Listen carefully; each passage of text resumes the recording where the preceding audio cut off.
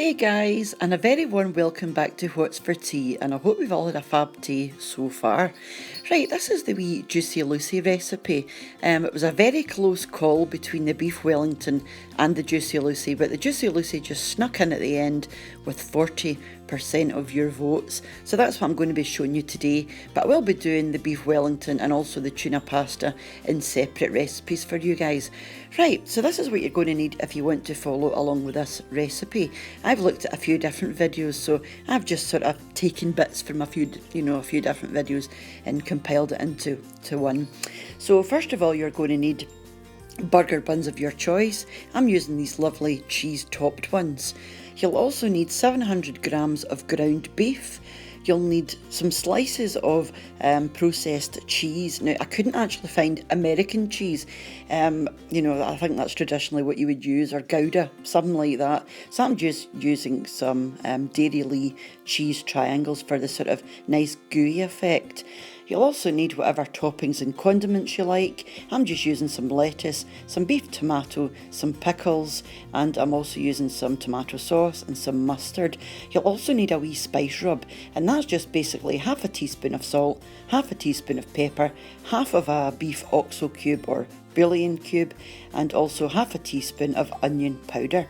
So that's it, and you also need some olive oil for frying. So let's go over and see what we do next. First thing you want to do is you start to get your burgers shaped. So pop your meat out into a chopping board and roll it into 6 balls. This will be about 115 grams per ball. You want to weigh these because you want them all exactly the same size or weight. Then you want to get them flattened out, so just pop down some baking parchment. Pop your ball in the middle, another piece of baking parchment, and just flatten it out. You can use the bottom of a pan for this, you can use a rolling pin, whatever, just to make sure they're the same size. So just continue and do that for your 6 balls.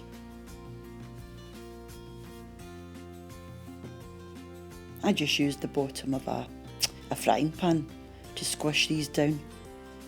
And you get the same sort of, you get a nice even thickness. Then you want to go ahead and grab 2 of your cheese slices, fold them up. I'm just putting one on top of the other, folding them up into a wee square, and pop them right onto the middle of one of your patties. Then you want to grab another and just flip it on top. Now this is the important bit, guys. Go around your whole burger and pinch all your open edges down, because the last thing you want is your cheese to leak out. So I've just gone round the burger a couple of times, making sure those open edges are sealed. And I've just gone back round it again and just created a nice wee sort of parcel, making sure all of those edges are all sealed down and there's nothing going to be exposed. You've got to remember, guys, when you cook these burgers, they're going to get extremely hot in the middle, and that cheese is going to want to escape.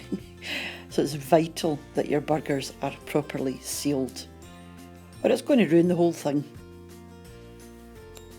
So like I say, I've never actually made these before, so I was being extra cautious just to make sure. And that's it. I mean, these are hefty burgers, they really are. And this will make 3. So just pop your olive oil into the bottom of a pan, and then place your burger in, and then you just want to put a couple of pinches of your rub or your seasoning on top of that. And then once you flip it over, you can do the other side. So pop it on a sort of a fairly high heat, not too hot though, because you don't want it to burn. Sort of medium heat, and after 5 minutes, just give it a flip over. So you want to cook these for about 20 minutes. Or to your liking, but I cook these for 20 minutes.